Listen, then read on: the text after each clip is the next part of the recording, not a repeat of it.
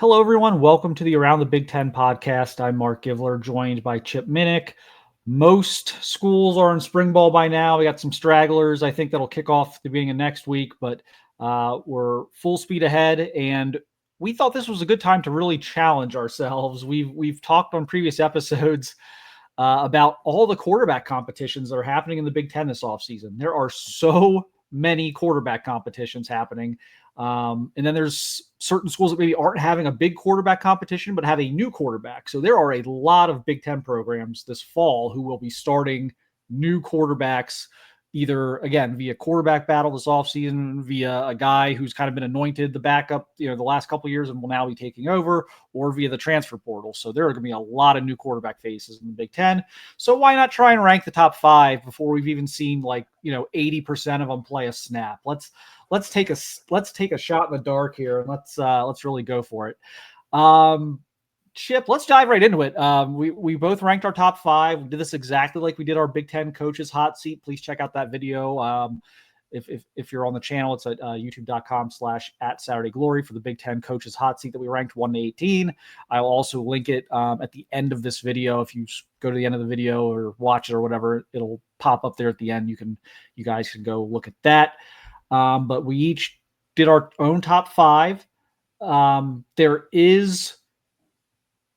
Looks like we have three of the same, if I'm looking at this correctly, or four of the same. Four of the same.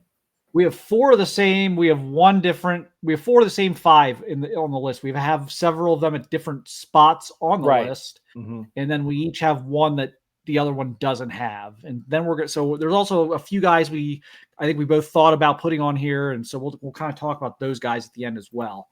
But Chip, let's get right into it. Who is your number 5 ranked quarterback in the Big Ten as we sit here in the middle of spring ball?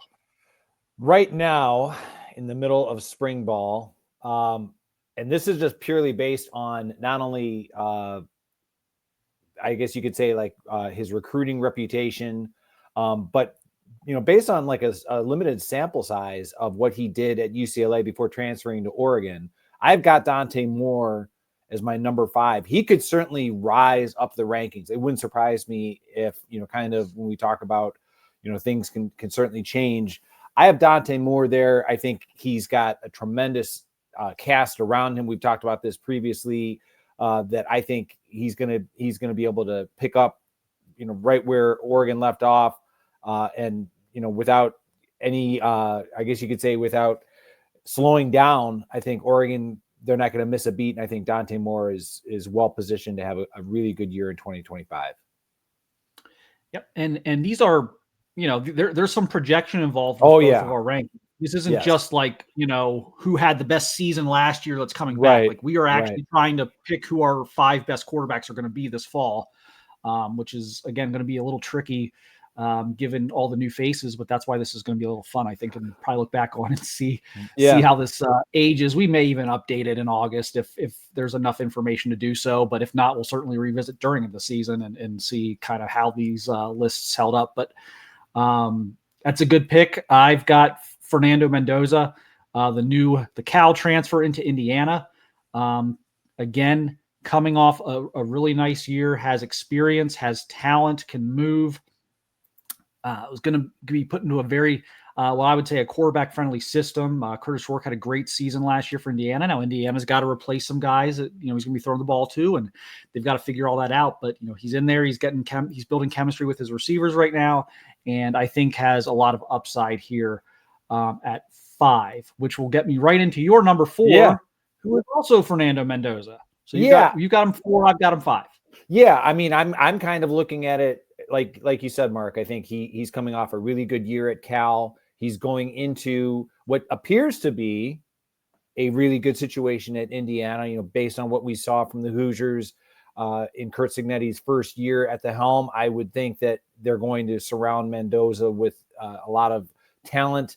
I think they're going to probably accentuate different parts of his game versus what they had with Curtis Rourke. So it remains to be seen how that all shakes out. But I think Mendoza is in a really good spot. And again, I think he's primed to have a really good year in 2025.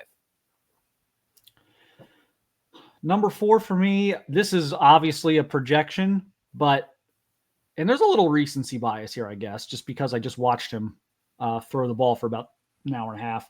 But Julian Sayin, Ohio State. So yes, I'm predicting Julian Sayin, spoiler alert, wins the Ohio State quarterback battle. He was getting the 1 reps as Ohio State opened the practice.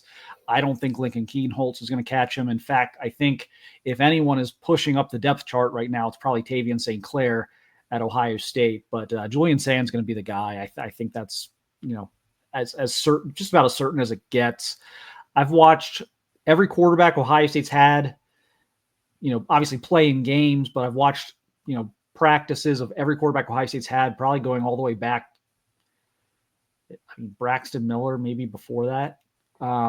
So I've seen, like Justin Fields and CJ Stroud and Dwayne Haskins and all these guys kind of come through. And Julian Sayin's arm talent is in that upper tier of guys that they've had come through the program the last 15 years. He has just a beautifully quick release, such great touch, accuracy. Got really good feet. He's not like a dynamic runner, but he's got really good feet in the pocket, and he can kind of roll out and make plays on the perimeter. Very highly touted recruit. Obviously, it was a 5-star recruit. I believe some people had him as the number 1 quarterback in the country coming out of high school. He's certainly one of the top 2 or 3 in his class. First of all, when's the last time Ohio State hasn't had one of the 5 best quarterbacks in the Big Ten? Even Kyle McCord had statistically a top 5 season in the Big Ten, which I know Ohio State fans will tell me I'm crazy, but Kyle McCord had a top 5 Big Ten season his year. So when's the last time they haven't? And like I said, when I compare what I've seen from Julian over the past year to what I saw from a young Dwayne Haskins, a young CJ Stroud, a not quite as young Justin Fields coming in after a year at Georgia, but he's going to have the opportunity to put up monster numbers this year. He's going to have a veteran offensive line, maybe Ohio State's best offensive line in a while, protecting him. He's going to have the best receiving core in college football, most likely. They've upgraded at tight end. So all the infrastructure is there. So that's a kind of a projection play, but I honestly think I'm very, very safe having Sayin at 4 here. He may end up being higher. Yeah, I have him very close to on the list. I guess you could say I have him 6. And the only reason why I didn't have him in my top 5 is because he has not yet officially won that quarterback battle. And I trust you, like you said, you had the opportunity to see him play. I'm looking forward to seeing the clips from practice. I'm looking forward to seeing him in the spring showcase, just using the right terminology from Ryan Day. And yeah, I believe that he is going to win that quarterback battle, but until it comes to pass, that's kind of why I left him off. But it would not surprise me if he definitely makes his move into the top 5 by the end of the 2025 season. All right. My number 3, since we already covered him, Dante Moore from Oregon. This is another kind of projection. We've seen Dante Moore play at UCLA. He played sparingly last year. I really think in terms of guys who we know are starting right now, I think he's maybe the most gifted passer in the conference. Supremely talented quarterback prospect, great arm, can make all the throws, is one of those guys who can put it into those tight windows. He throws with tremendous anticipation. I don't think that went away just because he didn't play as much for Oregon last year as he did, in high school and in his year at UCLA. I imagine those traits are only going to be amplified now with the talent he's going to have around him at Oregon. So I think, again, this was actually not like people are going to be looking at me like Julian Sayin and Dante Moore. And I'm probably more comfortable with where those 2 are than anyone else on my list. Because I think there's other guys who will be able to push upward into the top 5. And I think my top 2 are just kind of the safe picks, which we'll get into in a minute. Right. But my top 2 are safe picks. There's no telling that Dante Moore couldn't jump into the top 2. I'm very comfortable having Moore and Sayin here. Chip, anything to add on Moore before we go to your number 3? No, like you said, I mean, he played as a freshman at UCLA under Chip Kelly. I know Ohio State would have loved to have had him coming out of high school. I think he's in a terrific position at Oregon. Everyone wanted him. So he's in a terrific position at Oregon, and I think he's going to have a great year in 2025. All right. Who's your number 3, Chip? My number 3 is Luke Altmyer of Illinois. We kind of, when we started, at the beginning, when we were kind of trying to determine, based on, who's back and who's in a battle and this kind of thing, like Luke Altmyer, I think it's going to be, his performance is going to have a large say in the overall performance of Illinois on the football field. I think that there's a lot of talent around him. Luke Altmyer, I mean, he's not necessarily the flashiest guy, but he had a really solid year in 2024, 22 touchdowns, very few interceptions. It looks like he only had like 6 interceptions. I think he's the kind of guy that, he can pilot Illinois into definitely a bowl game and possibly the college football playoff if everything breaks right. Yeah, that's a good segue because Luke Altmyer is actually my number 2 quarterback in the conference. So I agree. He took great care of the football last year, just 6 interceptions, went from 7 yards per attempt to 7.8, 900 more yards. The completion percentage dropped a little bit, but you also, with that, you got more big plays. You got a 1 yard per throw average increase. So higher degree of difficulty throws, more downfield stuff this year. Still over 60%, which is solid. I guess my thing with Luke is is like upside here. I think he's perfectly capable of quarterbacking Illinois to a 9 or 10 win season. But is he going to give us more than what we've seen from him? Is there still more left that we haven't got to see yet out of him? I don't know. I don't know how close he is to kind of hitting his ceiling. Really just the two, he had a couple ugly games. The Oregon game was an ugly one with two picks. And he threw 2 picks against Northwestern there. It was that was a weather game. I think it was like at least a high wind game, very cold day in the Midwest. I remember it just being really, really cold that day and being tough to throw the ball that day. So, that can kind of explain that away a little bit. Was sacked 32 times. You don't love that. That's a little high. So maybe if they protect him a little better, there is even more room to bring those numbers up. But 22 touchdowns, 6 picks. Again, I think he's a safe pick here in the top 5, and I just had him 2 just because of, again, there's just not that many. There's not that many safe picks coming back. There's not that many sure things coming back from last year. So he slots in at number 2. He's going to have to probably be a little bit better than he was last year to stay there. Just given, again, you've got Mendoza and Moore and Sayin and a bunch of young guys kind of coming up behind him there. Who's your number 2, Chip? All right, so I want to emphasize, I don't feel really comfortable. This is based. You want to talk about projection?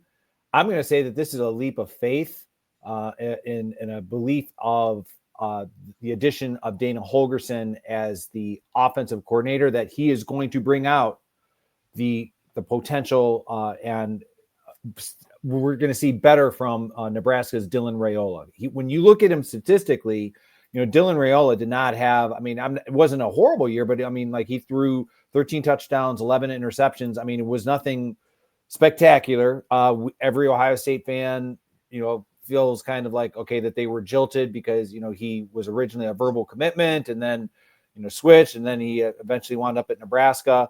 So I'm basing it on what I perceive to be a better offensive attack that will be built around his strengths and trying to minimize his deficiencies with Dana Holgorsen this offseason. So we keep talking about the idea of these other guys possibly moving up. It wouldn't surprise me if other people that we've already mentioned surpass Dylan Raiola, but that's why I have him at number 2. I think that the potential is there. He could go, up, he could go down, but I'm anticipating he's going to go up in his sophomore year. Yeah, he would have been 6 for me. He had a really good start to the season, and he tailed off pretty significantly the second half of the year, especially that like middle part. He kind of had that maybe like game 5-ish toward the end of the year. And you expect that kind of the freshman wall got thrown right in the fire as a true freshman. They have some players around him, but it's not like he was at Oregon or Ohio State or even a Penn State with that running game. It's not like he was just the infrastructure there is still kind of getting there. It's really not perfect, especially for a young quarterback. So I give him a little bit of a break for that. But yeah, I didn't love the way like he played down like toward the end of the season. I think that just the biggest thing is decision making. Just again, gotta protect the football, gotta take care of the football. I think has a tendency to default to kind of hero ball a little bit. Again, better infrastructure could help that tremendously. I do think Nebraska will have better infrastructure around him this year. So yeah, for me, like he's a guy, like for you, he might be a guy that's got to hang on to two. For me, at like the unofficial like 6th, he was like my first guy out of my top 5. He's probably got a little upward mobility from there for me. So we kind of have him at different spots. We do have the same number 1. Chip, who's number 1? Number 1 is Drew Allar, and maybe you have a different opinion on him. I would say that my endorsement of Drew Allar is the number 1. I would describe it as tepid. And I mean this is not, I realize it's going to come across as like I'm taking shots at him from an Ohio State fan perspective.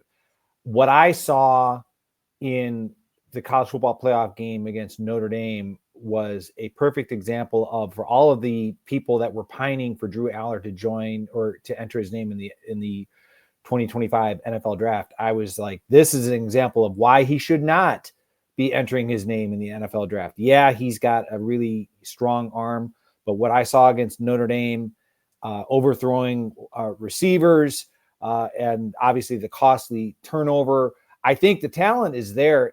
I mentioned this a few moments ago about Luke Altmaier. I think the expectations for Penn State, we talked about this previously, the expectations from especially the Penn State fans are going to be very high, and Drew Allar is going to be counted upon tremendously to be the guy to not only lead that offense, but to lead them into the college football playoff and possibly a national championship. So I think that there's room for growth and maturity. And yeah, he's probably the best quarterback right now in the Big Ten, but we both agree that there's a lot of kind of moving parts on our list. It wouldn't surprise me if he is not the top quarterback, like you said, going into the season, or definitely by mid-season of 2025. Yeah. So he's a bit polarizing. To me, this was a fairly easy pick for me. It was definitely safe. Right. I mean, like, who else are you really going to put 1 right now? This is something maybe we revisit in like October, but I mean, like, who else are you really going to put there? Look, I think people made a big deal of the interceptions going up, which is to me silly. Like, if you look at the underlying stuff here, he had a much better junior year than sophomore year. Much better. Like, I know his interceptions went from 2 to 8, but his touchdown passes basically the same, 25 to 24. But here's the thing. His completion percentage jumped almost 7 points. Like, his completion percentage went from 59.9 to 66.5. And before anyone says, well, was he throwing easier passes? Well, no, he wasn't. His average per attempt went from 6.8 yards to 8.4 yards, which is an enormous leap in 1 year. So he went a yard and a half in average yards per attempt, almost 7 points on the completion percentage, almost 19 points on the quarterback rating, about 17 points on the quarterback rating. Like, every yard, 600 more yards, like just about every metric would tell you he had a better season than last year. And he really did it with, in my opinion, I would say bad receivers. Like, I mean, maybe, below average receivers at best. Not a great receiving core, and he may not have one this year. And I know he had Tyler Warren as like the safety blanket, and that was great. And he had the running game, and that was great. But he did not have dynamic receivers last year, and he was still able to put up a pretty good year. What what you hit on, Chip, which I think is very fair and appropriate, is you do watch games like the Notre Dame game, and you're like really, like with your talent, it's almost frustrating, even for like a non-Penn State fan to watch. I just think the gap from week to week from his play can be so, like, I don't think anyone's A game is really on this list is going to be any better than Drew Aller's. Like, Drew Aller's A game is top notch, but he gives you some D games sometimes, and you're just like, why? Like, why did he miss all those throws against Notre Dame? Like, he had protection, he had guys open, they had the late turnover, which you can't do. Like, there are just, he's got to just clean that stuff up. There's just too much talent there to have games like that, in my opinion. So I agree, he needed to come back. But this was still a pretty easy call for me to put him 1. I just think, to sum up my thoughts in like kind of cliff notes, he hasn't been as good as like the people who like start talking about him as like, a top 5 pick in the NFL draft. He hasn't been that good, but he's been better than his detractors would say he is too, though. He's not, some people think he's, I've heard, oh, he's not very good. Well, he's pretty good. He's inconsistent, and he just needs to kind of tighten some of these things up. You just can't have the lapses against Notre Dame like he had against Notre Dame. Yeah, I mean, if anything, what because I agree that the growth was evident from sophomore to junior year. What I'm kind of curious about is, and we won't know until the season starts, is, all right, with the departure of Beau Pribula, because the reason I'm kind of struggling on this one, in the sense of, like, I agree with you, like he's good, but he sometimes has those inconsistent things that just kind of make you puzzle and question, like, what were you doing and why did you do it at that time, kind of a thing. Is I just, in the back of my mind, and maybe I'm overanalyzing it, is I just wonder if he really is what Andy Kotelnicki, the offensive coordinator at Penn State, would want for his quarter. Yeah, I mean, like, because he inherited, and that's not meant to be like that Andy Kotelnicki is unhappy. I'm not trying to imply that. It's just, I just wonder, because based on what you saw from Andy Kotelnicki, in his previous offenses before he got to Penn State, and then what they had with Beau Pribula, it kind of always made me wonder, okay, did he want more mobility at the quarterback position? So I think this next year obviously is crucial for not only for Drew Aller, but for Penn State, kind of what I talked about with their season goals. So yeah, I think the opportunity for further growth, I don't think, to borrow some of your phrasing, that I don't think we've really come close to Drew Aller's ceiling yet. I think that the room for growth and to be more consistent is certainly there, and I think we're going to have an opportunity to see that in 2025. And that was my reasoning for putting him, because I thought about it with Altmaier for a minute, but I'm just like, the numbers for Aller were better last year, and he's got more room for me. He's got more room to get to a ceiling than Altmaier does.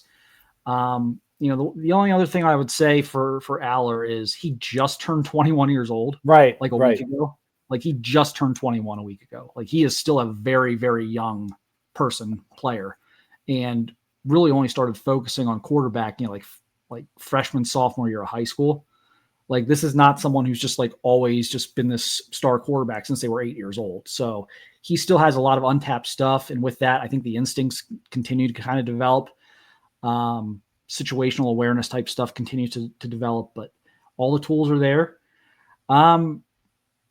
We had a few guys I think we both thought about.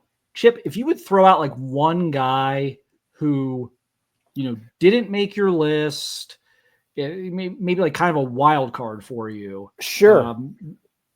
Okay. I'm going to say, I'm glad that you just used that expression, wild card, because I think that kind of defines really what he is. And that's Aidan Chiles of Michigan State. I think the talent is there.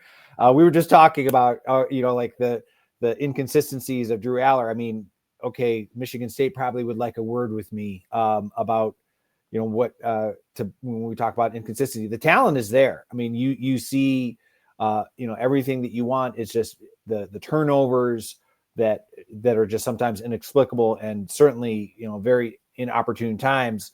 But I think the growth possibilities in year 2 as a starter is there. So I would definitely classify Aidan Chiles as a wild card candidate to certainly rise up into that top 5. Yeah, that's a great pick. I mean, he's going to have better receivers around him this year. Right. He's going to have a really good group of receivers this year. Can they fix the offensive line? They certainly invested a lot. They certainly brought in a lot of guys.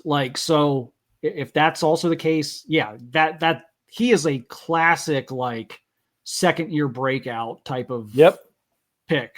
That's a really good pick. I've got kind of 2, but I'm gonna throw out the one because I think we should both talk about the other guy. So I'm gonna throw out a wild card there, and that's Damon Williams from Washington. Okay. I think he's dynamic with his legs, small sample size, but when he's got into games, he's been extremely effective. I think Washington has the infrastructure of that being a really good program that, despite all the the coaching change and the portal stuff and everything else, I really think last year was kind of a regrouping year for them.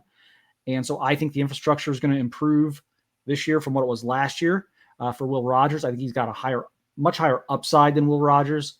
And so that's a wild card for me. Mm-hmm. I think he's a guy who could have one of those, 2,500 passing, right, 500-600 rushing type of years. And if he protects the football, that's going to put him really close to that top 5. If he can put a year together like that. But in a conference that I don't see a ton of dynamic runners right now at the quarterback position, he is one of them. And so for me, he's my wild card, partially due to that. One guy who neither of us put on the list, Bryce Underwood from Michigan. Chip, I'll let you kind of weigh in first. Where do you kind of view Bryce Underwood in terms of, did you think about him for your list? Do you think he's going to start? How do you kind of try and pencil him into all this right now?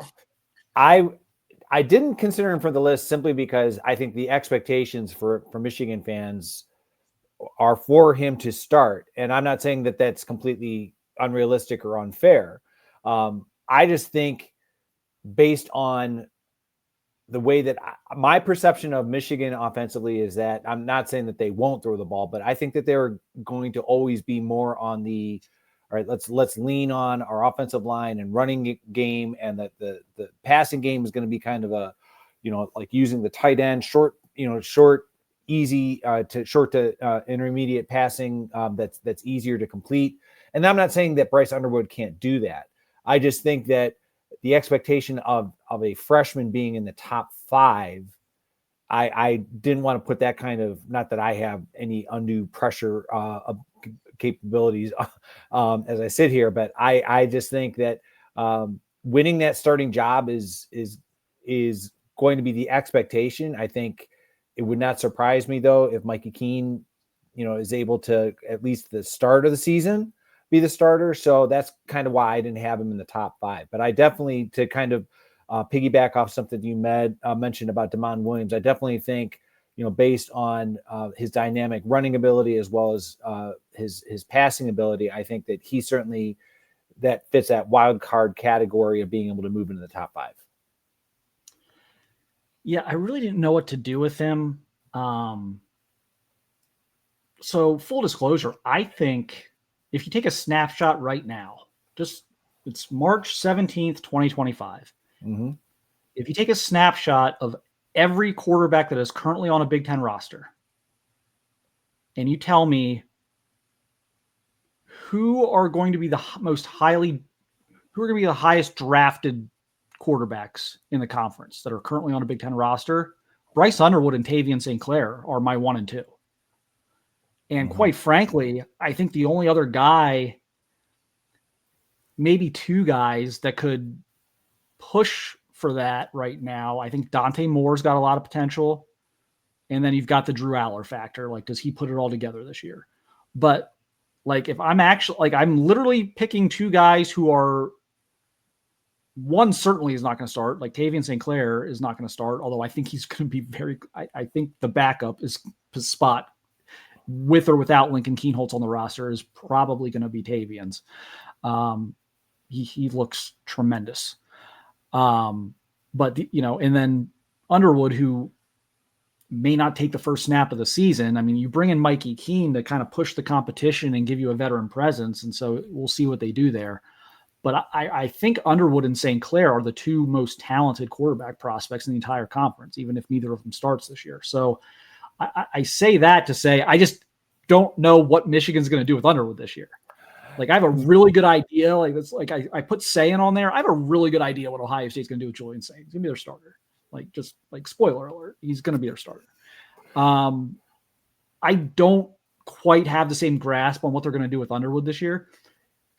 It would not surprise me if he took over the starting job. Like if Mikey Keene took the first snap of the season, or the first couple of games of the season, would not shock me if by mid-October Bryce Underwood's in there and like people are like, wow, this kid's going to be something. Not too different from kind of how things played out at Florida last year with DJ Lagway. So long-term, I am buying all the Bryce Underwood stock you can sell me. But I just couldn't throw him on there because I just don't know what Michigan's going to do. I don't know what they're going to do there. And I feel confident I know what the other five guys are going to do and that they're going to be given the full controls of their offenses and everything else. But so that's kind of my reasoning for Underwood. But on pure talent, I think him and Tavian St. Clair are the two best quarterbacks. Like I said, quote me on it. Write this down and remember it. They're going to be the two most highly drafted quarterbacks currently on a Big Ten roster.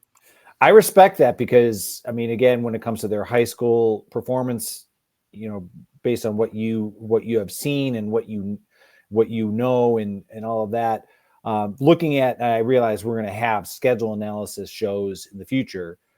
I kind of, when it comes to the Bryce Underwood thing, I think that if Underwood doesn't win the job outright, I certainly see a heavy dose of Underwood in the non-conference games, simply because when you look at Michigan's schedule, like they open up against New Mexico. Now they do go on the road to Oklahoma. So that might be, something that they might have, a little bit of hesitation, but Central Michigan, those are opportunities for Bryce Underwood to not only get his feet wet, but to, really kind of gain a lot of confidence.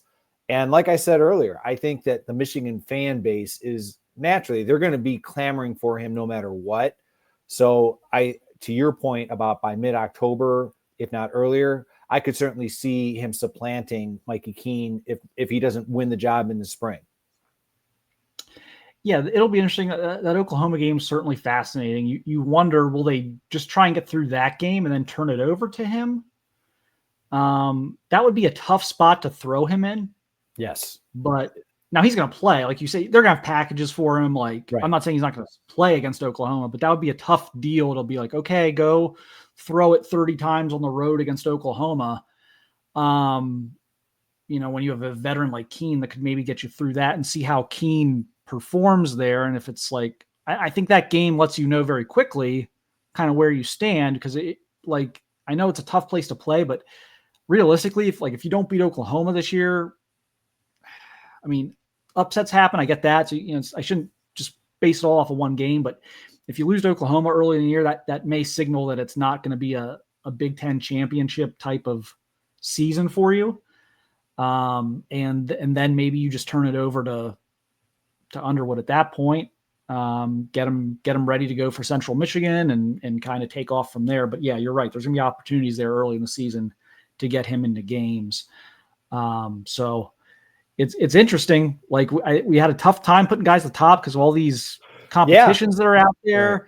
Right. And like I would say like the upper, like I like Drew Aller.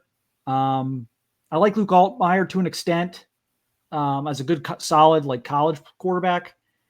but like there's among like the junior senior classes in the Big Ten, there's not a lot of like, oh yeah, that's an NFL guy. Like that's definitely an NFL guy. But there's a ton of it, like in the sophomore and freshman classes, there's a ton of like, oh, this could be an NFL guy type guys. So I think the talent resides in the freshman and sophomore classes in this conference right now when it comes to the quarterback position. But we'll see. Yeah, I mean that's why it's exciting, because as at the onset we said there's so many quarterback battles going on that it's kind of it was a fun challenge that we kind of put on ourselves, like to come up with this, but it's like it's a very fluid situation in terms of who's going to be the top, or who's going to possibly move into the top 5. Like you said, like the potential, the talent. A lot of these schools that are having these quarterback battles, it's going to be interesting to see how it all shapes out. No question. And it's going to make or break a lot of these teams. Like it really, really is. Like you look at Penn State, there's going to be like, there may not be more pressure on any player in the country than Drew Aller this year. They put all their like chips into the middle on the season, and everyone's banking on him driving the bus. So that there's that. I think like Dylan Raiola, like I think his development is the difference between Nebraska scratching and clawing just to make a bowl game, or possibly taking the next step to like winning 9 games. Is Dylan Raiola's development. Luke Altmaier obviously has to replicate what he did this past year for Illinois, who I think has a really good roster coming back, and they're going to be trying to do it again. 9, but maybe even more. Like, can they get 10 wins? And if they get 10, they're probably in the playoff. Like, really good chance of being in the playoff in the Big Ten if you win 10 games. So, like, he's going to make or break their playoff chances.